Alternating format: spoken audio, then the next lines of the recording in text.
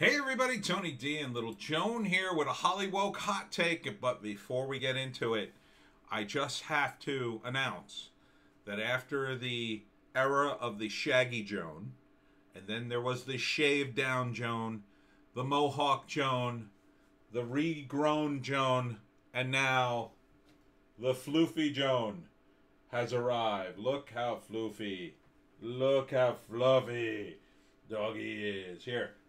Look. Oh, I'm going to disturb you, doggy. Come here. Look how fluffy the dog is. So fluffy. All right, you can go back. I know I disturbed you. Sorry. I wanted to show everybody your haircut. But other creatures that love to show off themselves are celebrities. And we've got some news from Breitbart. A lot of Breitbart articles. They cover this stuff pretty good. Rosanna Arquette threatens Hyatt boycott. You hosted a... I don't want to say these words on YouTube because, you know, the lefties at YouTube seem to flag those words. But Rosanna Arquette can say them because she's applying them to Republicans. So she's mad at the Hyatt for hosting CPAC, a totally legal and legit convention. Now that's a problem. Now that's a problem. Now they're going to go after everything Republican. Is that the plan? I mean, why don't you just come out and say what you mean? Why don't you just endorse the gulags and get it over with? And no surprise, Alyssa Milano floats CPAC, same kind of conspiracy theory, calls for boycott of Hyatt. I don't know why. I mean, they say that the main stage was to match the shape of a symbol from the bad guys from World War II. I didn't see that. Somebody else tagged it as a rune. Maybe it was just a convenient way to make the stage. I mean, I've seen things that were close, but you know, the symbol, which you're referring to, you know, it's I find it weird that the guys hosting CPAC would specifically do that, right? Like, why would they do that? Like, what does it gain them? Even if you say, well, these guys are, oh, they're all horrible racists. I mean, like, what does that gain them? This is exactly what racists do not do. Because they don't want to be seen as racist. The actual racists want to be seen as victims. They constantly want to be victimized because that's how they get followers. That's how they pick up guys who are destitute, you know, no will of their own. They get caught up in these groups, the actual groups. The Republicans, are you out of your mind? I mean, I think you could answer the question. Taylor Swift scolds Netflix series for horse S deeply sexist joke about her. And here's the joke. This is from a TV show called Ginny and Georgia. And she tweeted, 2010 called and wants its lazy, deeply sexist joke back. Here's the joke. What do you care? You go through men faster than Taylor Swift. Admittedly, not the best joke, but a typical sitcom joke. I mean, that's hardly deeply sexist. You are known for writing songs about guys you broke up with. That's what you're known for. I mean, what are you talking about? And I would imagine that Ginny and George is probably some woke TV series on Netflix. But, you know, the left eats their own. So eat away. Eat away. CNN's Stelter says Don Jr. likening him to Potato Head is just, quote, more BS fuel for the culture war.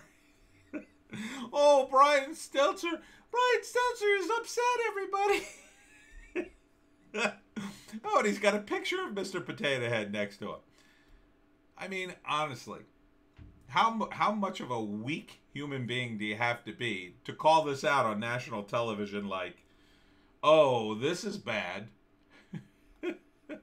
And he called it out on reliable sources. His TV show is called Reliable Sources. It's on CNN, and it's called Reliable Sources. Host Brian Stelter on Sunday delivered a monologue sounding off on Disney, adding an, quote, offensive content warning to old episodes of The Muppet Show. Oh, okay. Well, looks like you're finally on board with against some censorship, Brian. Well, thank God. Mr. Potato Head being rebranded as just as Potato Head, and the social media rhetoric of President Joe Biden's office management and budget nominee, Neera Tanden. Stelter outlined topics on social media have become distractions and drivel when there are topics of importance, such as beer virus or relief bill, to discuss. Oh, now you want to discuss issues. Good luck with that, Brian. Potato Head. Now, this is an article I talked about yesterday. Golden Globes 2021. Tina Fey says not to expect much politics at all. Let's see how that worked. Mark Ruffalo at Golden Globes. We must honor the dying Mother Earth and turn the page on the cruel past of this nation. And the slug line is just great for this. Hollywood actor and left-wing activist Mark Ruffalo, worth an estimated $35 million, says Americans must, quote, come to a balance and honor a dying Mother Earth, and said we must, quote, turn the page on the cruel past of America while accepting the award for best performance by an actor in a limited series at Sunday's Golden Globes. Look, Ruffalo's a good actor, and, you know, he's always been a left-wing activist kind of guy. He's more sincere than most, I think. He's not jumping on the bandwagon. He's always sort of been there. But, you know, did anyone get the memo to him about, we're not going to get so political on this one? Nope. He weren't going to stop him. He'd have done it anyway. Sacha Baron Cohen continues to disappoint me. Mocks Donald Trump and Rudy Giuliani at Golden Globes. This one wasn't so bad, but, you know, give it a rest, man. We get it. You set out to go after Trump. So what? Who cares? Just be funny. Or act or whatever. I feel like Sasha now is like getting big for his britches. Now he's going to be super actor guy, which is fine. I mean, he's a really good actor, but you know, I'm out for the Borat sequel. I'm, you know, and he made a bunch of jokes about Rudy Giuliani, saying that he went on to star in a string of comedy films, hits like Four Seasons Landscaping, Hair Dye of the Day, and the courtroom drama, A Very Public Fart. I mean, yeah, I guess you're playing to your crowd. That probably went over big, but just seems so beneath a guy who was at the top of the comedy game. But I guess you can't stay there forever. It's a young man's game. It's a young man's game. When you start being concerned about stuff and getting all serious, then you're just not funny anymore. And these guys forget that. Jane Fonda, Golden Globes. Hollywood afraid to confront its own diversity problem. Oh, Jane Fonda's back with another issue to piss everybody off on. You know, Jane Fonda's always been very left-wing, very hardcore. But diversity really wasn't really part of her deal. You know, she was the one who got up on the gun in Vietnam. But you know, she's now elderly and still pushing left-wing stuff. You know, I would have liked to have seen Jane kind of push her own version of things in that realm, not necessarily toe the party line, but she seems pretty much in line with everybody else. And that's kind of sad because she's sort of forged her own way, even though I didn't agree with everything she did, or most of it, really. But, you know, Hanoi Jane, up to her own tricks. Again, not very political, according to Tina Fey and Amy Poehler. Maybe it's because of this. Tom Cotton says Chinese communist cash to Hollywood studios keeps movies from casting Chinese characters as the bad guy. Isn't that weird? I guess you're inclusive and diverse, diverse, except when it comes to casting Chinese guys as the bad guys? Maybe? Or maybe making China look bad, or, your casting of black actors in certain roles. I recall that the Star Wars poster, again, which featured a black actor, pushed into the background in the Chinese version of the poster. Wonder why no one in Hollywood is freaking out about that. It's so weird. But at least the Golden Globes wasn't super political, right? Oh, no. Tina Fey and Amy Poehler lash Hollywood Foreign Press Association for lack of diversity. Well, there you go. It's a clean sweep.